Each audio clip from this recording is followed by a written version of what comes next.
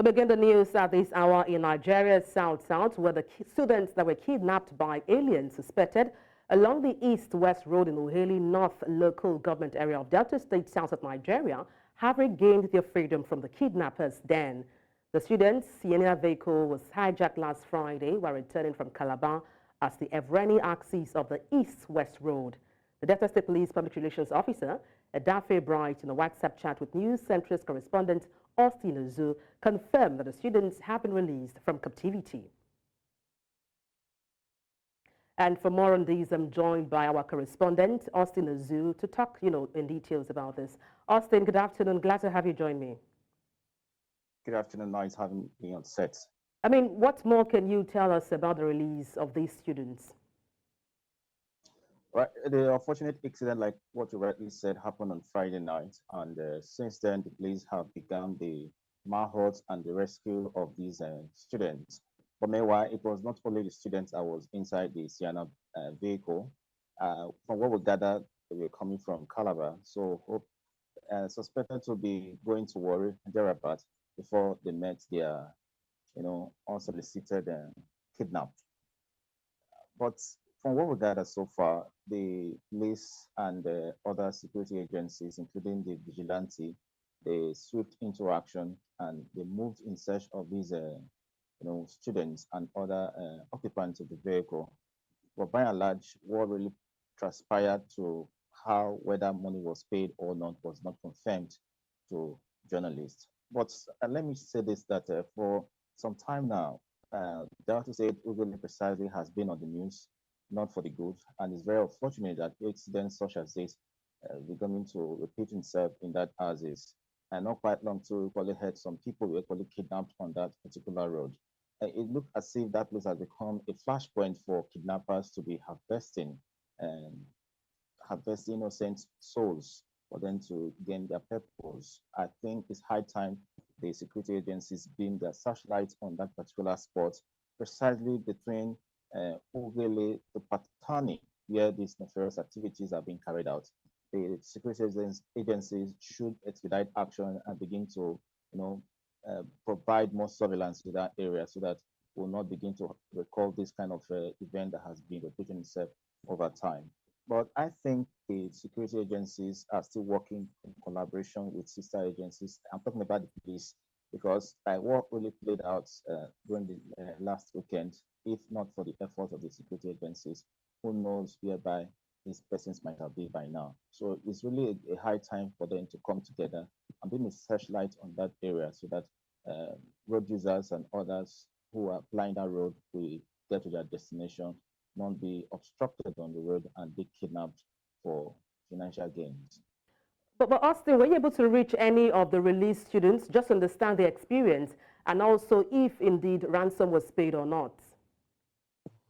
Yes, I made attempts to get across to the victims, but the security agencies, at least in quote, refused disclosing their identity. Like I said earlier on, some of them were students, while some of them were, businessmen and so on and so forth. But because of the fact that students were involved, so satellite had to be on the students, and the security agencies refused giving us the identity. So we don't really know the school they belonged to or where they were going to. So all attempts were actually put together to ensure we are able to get the identity, but the security agencies did not want to release that to us. Now, in terms of the ransom, of course, kidnapping will not, all those victims of kidnap will not be released without ransom being paid, and the security agencies will not let the public to know what has transpired, probably because they felt because of their ineffectiveness or based on the fact that they are unable to secure lives and property. But for sure, from what we gathered, over 10 million naira was demanded by the kidnappers. So we don't know what played out hereafter. Well, thank you so much, Austin. We'll keep in touch with you for more on this story. Well, thank you so much for bringing more insight into this story. Most welcome. Meanwhile, the Urban Progress Union has demanded unconditional release of Ovie of Ewu Kingdom, His Royal Majesty Clement Ikolo Urekpe, the first by the Nigerian Army, over his alleged involvement in the killing of 17 soldiers in Okwama community, Delta State, south of Nigeria, on 17th March 2024. The President General of UPU, Chief Ese Gam, made a call at a press conference held at the Union Secretariat in Warri, Economic Nerve Center of Delta State, South Nigeria. The PG expressed worry of the Yoruba Progress Union over developments and wondered why the said persons were never invited for questioning or refused invitation from the military before they were declared wanted. Recall that the Ovie of Ewu Kingdom and 7 other persons were declared wanted by the Nigerian army over the Okwama killings. Professor and a king to be indulged or be involved in this kind of heinous crime where soldiers, high-ranking soldiers were butchered. They ought to know that.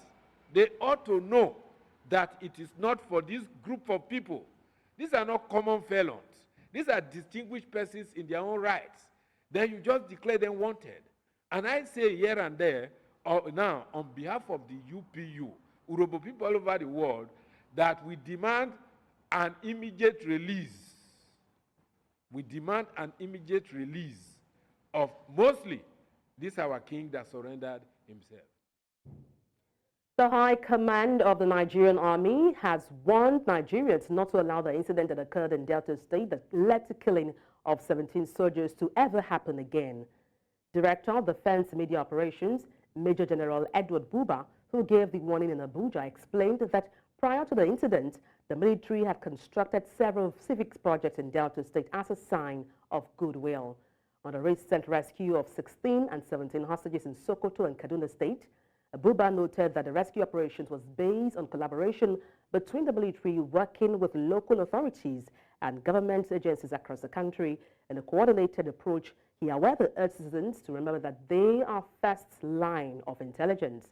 Meanwhile, General Buba said during last week under review, troops neutralized 212 and arrested 252 persons, and troops also arrested 29 perpetrators of oil theft and rescued 244 kidnapped hostages. As for citizens, you must know that you are our first line of intelligence and therefore must rise to the occasion. We have a duty to flush out the culprits and we must rise to that occasion. The success demonstrates the unwavering commitment of the armed forces to secure and protect the citizens of this country against harm and acts of terror. Nevertheless, troops will continue with their efforts until the culprits are found, arrested, tried, and brought to justice by Nigerian law. And now to politics. The new Nigeria People's Party, through its board of trustees led by Dr. Temitope Aluko, has filed a suit before the Federal High Court in Abuja to stop the proposed Congress and convention slated for 2nd to 6th of April 2024. The suit was filed with an advance copy sent to INEC chairman with a covering letter from Barrister Monday Mawa of Templum Chamber advising the commission not to participate in the illegal Congress and convention until determination of the case in court.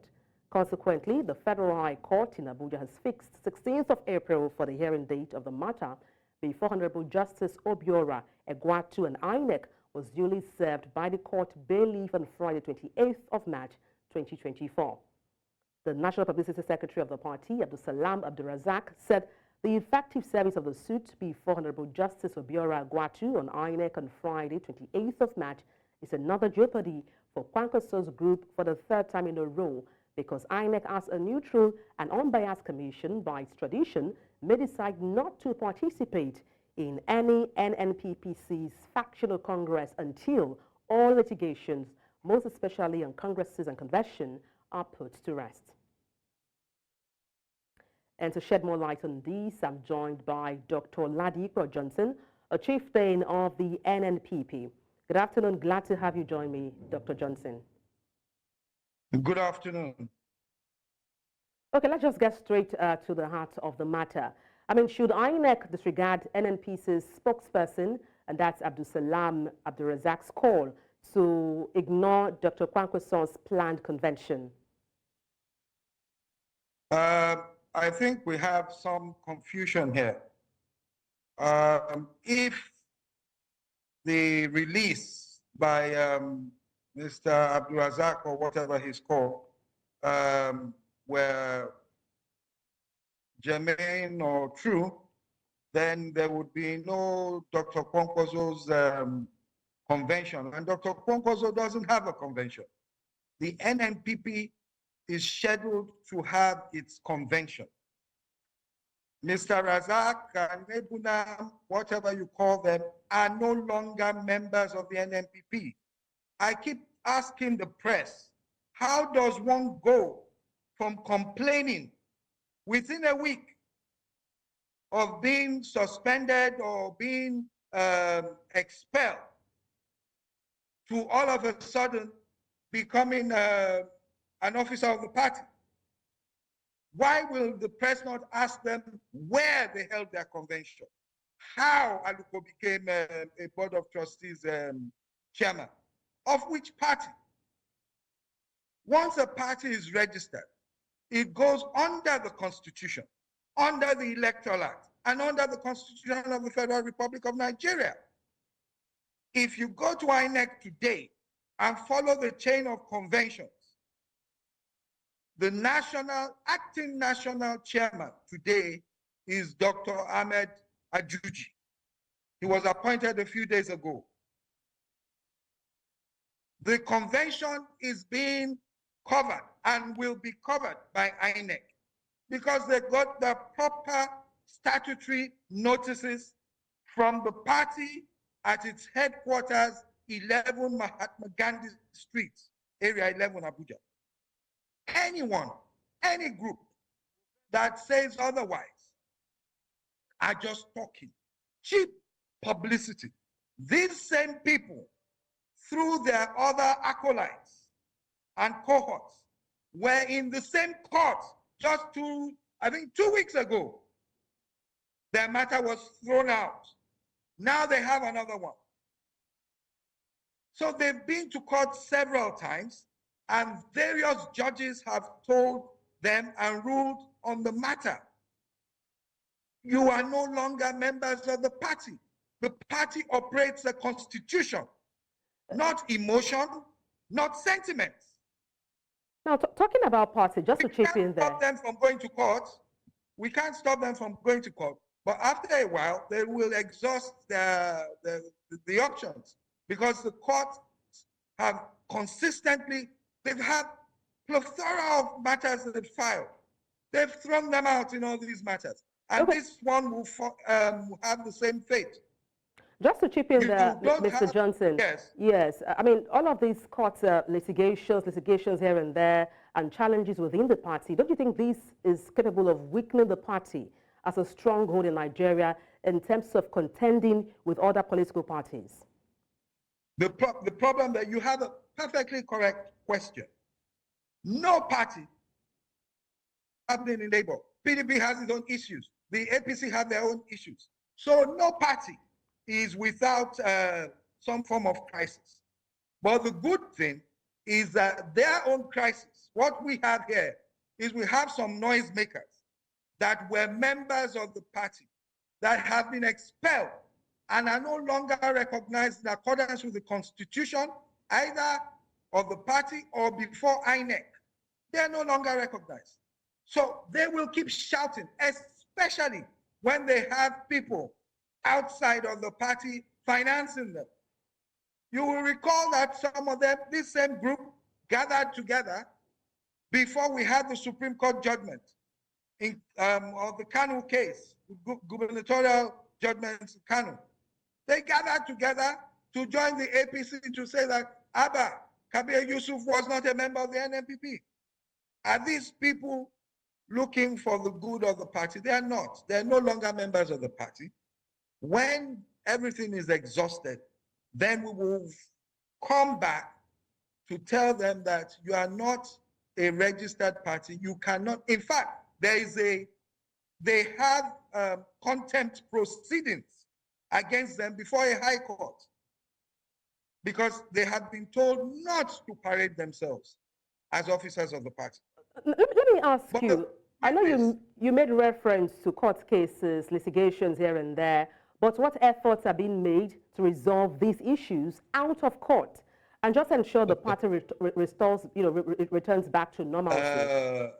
You see, it's always easy, when people are fighting to come in between and say you want to mediate, what efforts are being made? What efforts can you make against someone who is hell-bent on trying to bring you down? In that case, you will face them, defeat them, and then move on. And that is what we're going to do. We're going to defeat them. We've defeated them in about 5-6 cases already. We will defeat them and move on. Our mission is to grow the party, grow the base of the party. We have some time to do it, but we do not have time to waste. We will do it.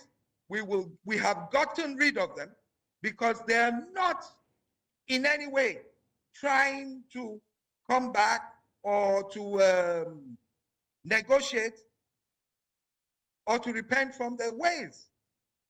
These people faced a disciplinary panel and they were removed from the party.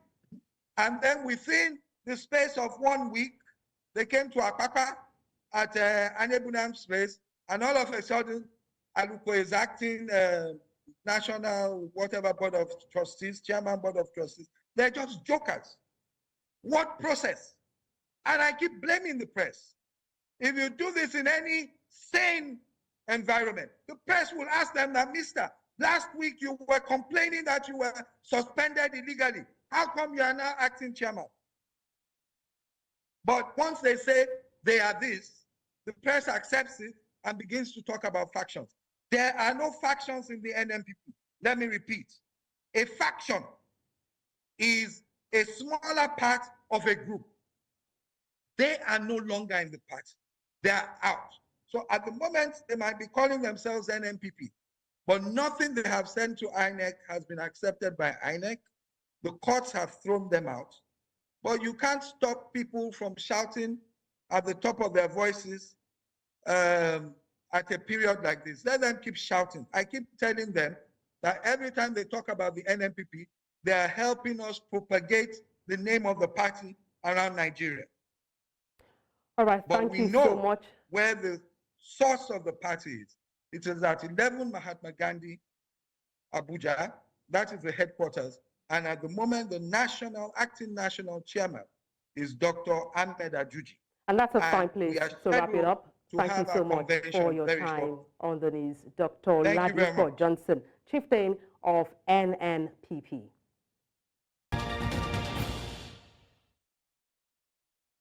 The Joint Action Committee on Non-Violence Movement has called for investigation into the debt profile of Kaduna State, including the non-payment of contractual liabilities by the previous administration. The group, in collaboration with 27 other civil society organizations, took to the streets of Kaduna, the state capital, calling on the state government to ensure the matter is not swept under the carpet. Amadine Uyi reports.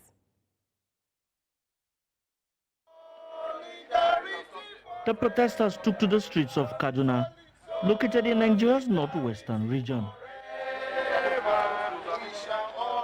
carrying several placards expressing their displeasure. They say the debt burden of the state is affecting the effective administration of the state. The state received allocation of 10 billion naira from the federation account for the month of March, out of which 7 billion was deducted to service debt left by the previous administration. The balance of 3 billion is not enough, as you are already aware, for the governor to pay salaries and other financial obligations of the state. They also raised an alarm over the contractual liabilities affecting the payment of salaries, saying this will affect the livelihoods of residents in the state. With a huge debt burden totaling $587 million, 85 billion naira, and 115 contractual liabilities, thereby making it difficult for the state government to pay salaries and contractors' debt obligations. We are parents, we have children at home. It will affect our children. It will affect the livelihood completely of a family, because that salary is what all families depend on. Even with the salaries they manage, it doesn't go anywhere, not to talk of not even having salary at all. They called for a forensic audit of the state's accounts and other financial transactions by the former government. Investigate the depleted resources of the state treasury. A forensic audit of investigations should be set up to find out the status of the IGR in the state. That the task force should be constituted to recover all monies and government assets from the former political appointees and former State House of Assembly members and the likes. That anybody found wanting for the investigation should have his assets confiscated and forfeited to the state government.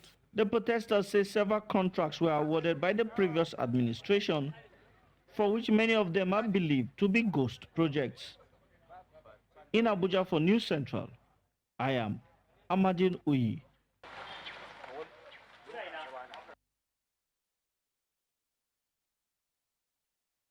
Basiru Diomaye Faye, a left-wing Pan-Africanist, was sworn in on Tuesday as Senegal's youngest president after sweeping to a first-round victory on a pledge of radical reform 10 days after he was released from prison.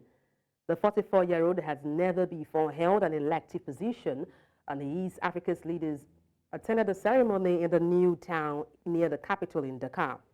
He vowed to observe the provisions of the Constitution and the law to defend the integrity of the territory and national independence and to spare no effort to achieve African unity. The formal handover of power with outgoing President Macky Sall will take place at the Presidential Palace in Dakar. Je suis conscient que les résultats sortis des urnes expriment un profond désir de changement systémique. À travers mon élection, le peuple sénégalais s'est engagé dans la voie de la construction d'un Sénégal juste, d'un Sénégal prospère, dans une Afrique en progrès. Sur le plan africain, l'ampleur des défis sécuritaires et des nombreux défis que nous devons relever nous oblige à plus de solidarité.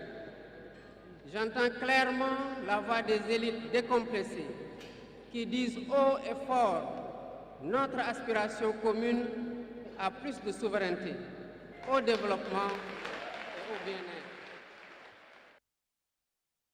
In the north of the continent, President Abdel Fattah al-Sisi was sworn in on Tuesday in the front of Parliament for his third term in office. According to reports, President Sisi solemnly pledged to uphold the constitution of the country in the premises of the new parliament located east of Cairo. With over a decade in power, President Sisi's re-election with a sweeping 89.6% of the votes solidifies his position as a key figure in Egypt's political landscape. His tenure, marked by pivotal moments including the ousting of former President Mohamed Morsi, has shaped the nation's trajectory over the years. Notably, President Sisi's new term, spanning 6 years, is expected to be his last in accordance with constitutional provisions. This transition signals a crucial phase in Egypt's democratic journey, with hopes for stability and progress under his leadership. When I head to south of the continent, where South Africa's former president, Jacob Zuma, has until the end of today to appeal the decision by the Independent Electoral Commission to ban him from contesting as the president for his newly formed political party, Umkhonto weSizwe. A week ago, the MK party listed Zuma as their presidential candidate, but according to Section 47 of the Constitution, a candidate cannot be elected to parliament if they have previously been convicted. The candidate is only allowed to contest or be elected to parliament or legislation after 5 years if only the sentence has been completed. However, for the former president, he was sentenced to 15 months in prison and only got to serve 2 months after being released on a medical parole. The MK party, which registered as a political party last year, says they are hopeful that the INEC will rule in their favor and come with a different conclusion. The IEC will on Wednesday next week publish their final list of presidential candidates. At least 18 countries have applied to join the BRICS bloc in 2024. In 2023, the BRICS Economic Alliance added 5 nations to its ranks. At its annual summit, It invited Saudi Arabia, the United Arab Emirates, UAE, Iran, Egypt, Ethiopia, and Argentina. Although the latter nation rejected it, the other five became the first true expansion effort of the alliance. Many of these nations had previously applied to join the bloc. However, the Economic Alliance had adhered to its decision to limit expansion invitations to only 6. Although they did not receive approval last year, another 6 are likely to be included in 2024. And to unpack these, I'm joined by the country's BRICS source Shepherd and also Director for Regional Organization for DECO, and that's Ben Jobert. Good afternoon from here. Glad to have you join me. Thank you so much. It's a privilege to be with you. All right. Can you provide us with insights on the recent application from 18 countries seeking to join BRICS? I mean, what factors may have influenced the decision to become members of the group? Well, I think, first of all, in terms of the context of the expansion, it is important to note that these countries, about 18 of them that are still left, have requested to join BRICS in 2023 when South Africa was chairing BRICS. However, as you know, and as you have mentioned, 6 were then invited to join as full members of BRICS. Argentina, following their elections, have then decided that they will not join at this stage, and we are still awaiting a final outcome from Saudi Arabia. So the UAE, Iran, Egypt, and Ethiopia have joined BRICS, and it is a full expansion. It is a full membership expansion. Now, if you, first of all, as I said, we need to go back to these countries. There were developments, as we have just seen, for example, a country that it has expressed an interest like Senegal has a new leadership. So we will need to see how those commitments or those interests play out in 2024 under the leadership of Russia as the BRICS chair, as the chair of the expanded BRICS. But we are confident that going forward, the model we will work on this year in terms of the mandate of Article 92 of the Johannesburg II Declaration would, of course, be the partnership model. And that is the one that we are focusing now. We're focusing on that model and see to what extent can we deliver before the foreign ministers meeting of BRICS in June this year. But what are the potential benefits or even challenges of getting new members into this bloc?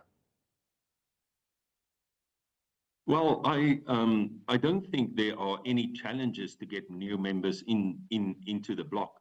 As you know, the world's multilateral system, the systems of the world are not truly representative of everyone in the world. So what is driving this interest at this moment is to seek some sort of association that would ensure that the global South's ideals of ensuring a new world order inside the perimeters of the UN and the current international law truly represents everyone in the world.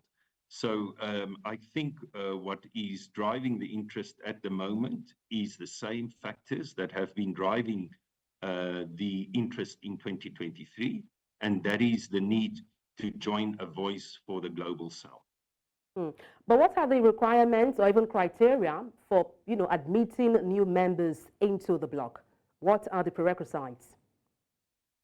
So there are various generic requirements. For example, you are not supposed to have any sanctions with a BRICS member.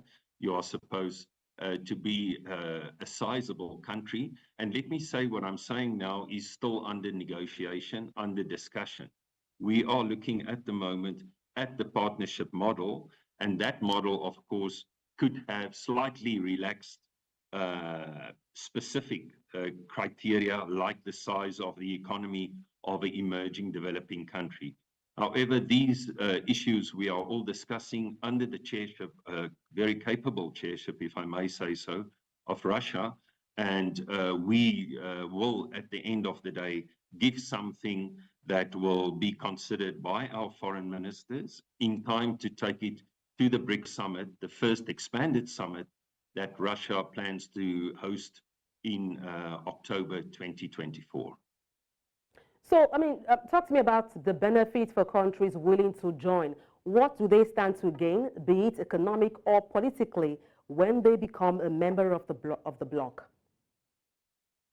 I think if we look at the bloc at the moment, you know, in 2023, the bloc has already overtaken G7 in terms of economic size.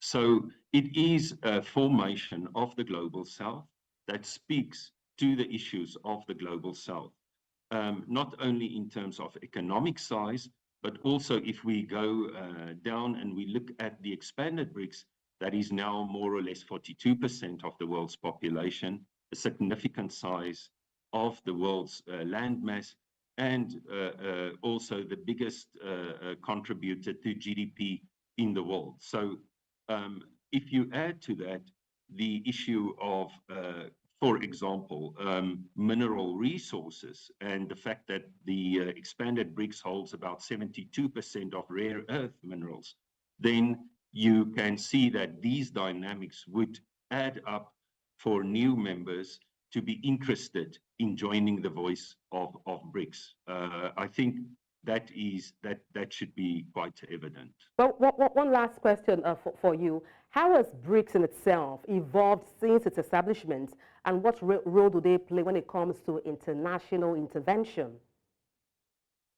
Well, I think BRICS has developed and evolved quite significantly. You know, since the establishment of BRICS, of course, South Africa has joined as the first beneficiary of expansion.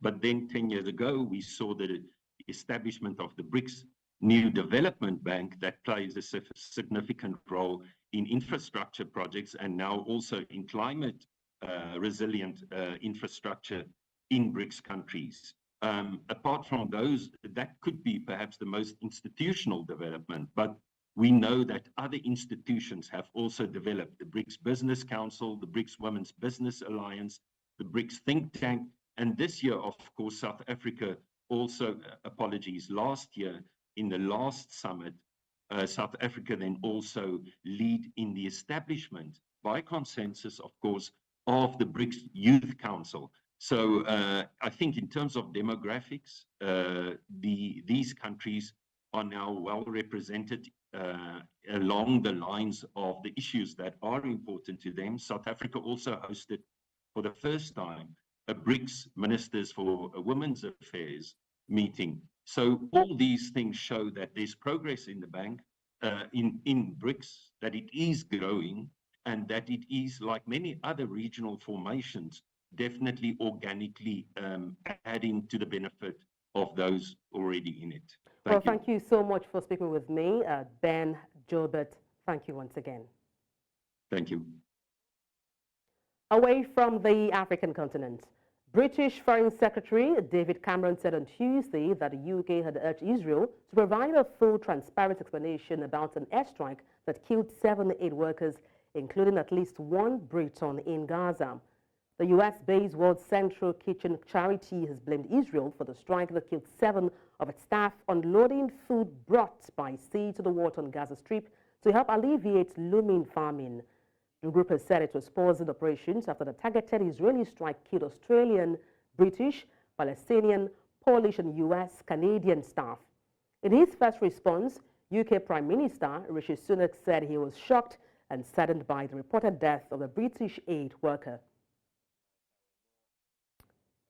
Shocked and saddened to hear the reported deaths of aid workers in Gaza. We're urgently working to confirm all the details, but my thoughts right now with their friends and family. They're doing fantastic work bringing alleviation to the suffering that many are experiencing in Gaza. They should be praised and commended for what they're doing. They need to be allowed to do that work unhindered, and it's incumbent on Israel to make sure that they can do that, and we're asking Israel to investigate what happened urgently, because clearly there are questions that need to be answered. You know, our view is long-standing that Israel has both the intention and the ability to comply with international humanitarian law. I've made that very clear to Prime Minister. And joining us for more context on the story is our international correspondent, Afia Hagan. Afia, what has been the reaction to the attack on the World Central Kitchen aid workers? Well, you saw UK Prime Minister Rishi Sunak there saying that he was deeply saddened by this attack. World Central Kitchen themselves have said that they are heartbroken and appalled and that they lost beautiful lives today because of a targeted attack by the IDF. They said that they have a love for feeding people and the determination they showed embodied to show that humanity rises above all. Now, the charity is actually responsible for 60% of the non-governmental aid getting into Gaza at the moment. So they are doing some incredible work and are playing a huge part in making sure the aid is actually getting into Gaza. Now, it's thought that those aid workers were Australian, Polish, British, Palestinian, and a dual US-Canadian citizen. In the past few minutes, we've heard that 3 British citizens were killed in that attack. The Australian Prime Minister, Anthony Albanese, has said that the tragedy should never have occurred. Poland's Foreign Minister, Radek Sikorski, is personally asking for an urgent explanation from the Israeli ambassador. The White House has said that it's heartbroken and deeply troubled by this strike. And if you see the pictures of the vehicle that they were traveling in, it had a World Food Kitchen World Central Kitchen logo on the top of the vehicle, and that's exactly where the missile actually struck that logo. People are wondering why the IDF didn't see the logo. It was pretty huge on the car. The damage to the car, the vehicle that they were traveling in, is pretty extensive. You can understand why all the people in that vehicle sadly died. Well, there's been allegation that the IDF is responsible. So far, what has been their own response to these, comments from people?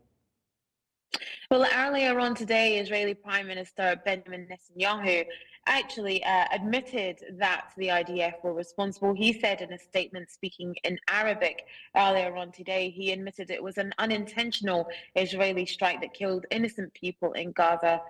He said that unfortunately in the last 24 hours, there was a tragic case of our forces unintentionally hitting innocent people in the Gaza Strip. He went on to say, it happens in war, we check it at the end, we are in contact with the governments, and we will do everything so that this thing does not happen again. So that's a statement from Israeli Prime Minister Benjamin Netanyahu earlier on today. He is correct in one sense that this does happen in war, in the theatre of war, but many people are very, very angry about this particular airstrike because, like I said, World Central Kitchen, we're putting about 60% of the aid into Gaza at the moment, responsible for feeding thousands of people, and also because aid workers should not be targets. And there were very, very clearly clear signage on their vehicle that they were aid workers, so people really wondering how and why this could happen. Now, besides aid workers, we've also seen reports on attacks on journalists. What more can you tell us about that? Yes, that's right. In the past few days, we've had an attack on 7 journalists that were injured in an Israeli airstrike. This is in the courtyard of a hospital in Gaza. It's thought that they were sheltering in tents, and many journalists, whether they're freelancers working for other outlets or they're working for local outlets as well as the international outlets, are living in those tents, sheltering in hospitals, whilst also doing things like taking pictures and selling them to agencies, whilst trying to protect their families as well. So 7 journalists, some of whom were freelancing for international outlets, were injured in an attack on a hospital. And then you had 3 United Nations observers and a translator were wounded by shelling in Ramesh in southern Lebanon. That's according to the UN, to a UN peacekeeping mission.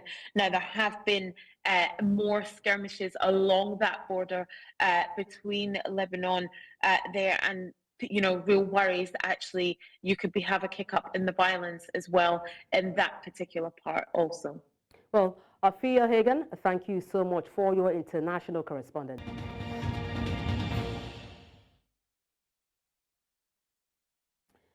Thank you for staying with us. In business, airfares from Nigeria to other countries have dropped due to the appreciation of the Naira and competition from airpeace on the Lagos-London route.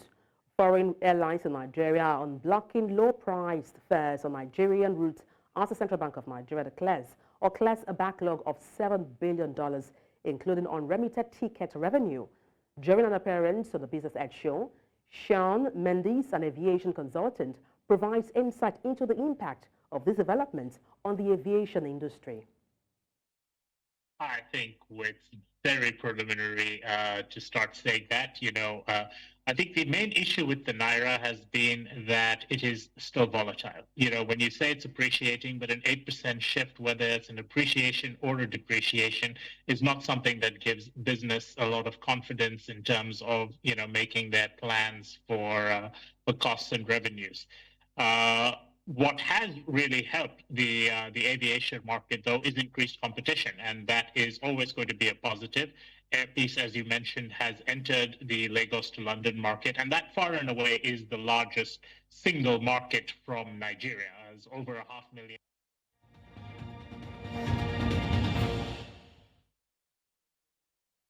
In the world of sport, Nigeria's 2023 Premier Basketball League champions, Rivers Hoopers, began their title defense of Louis Adam Invitational Basketball Championship with an 80-72 victory over Ghana's Braves of GRA on Monday.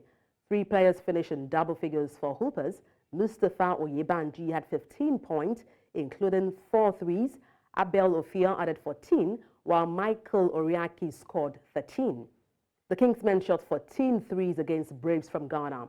Next up for Rivers Hoopers is a date with Comets on Tuesday at the National Stadium, Surulere in Lagos.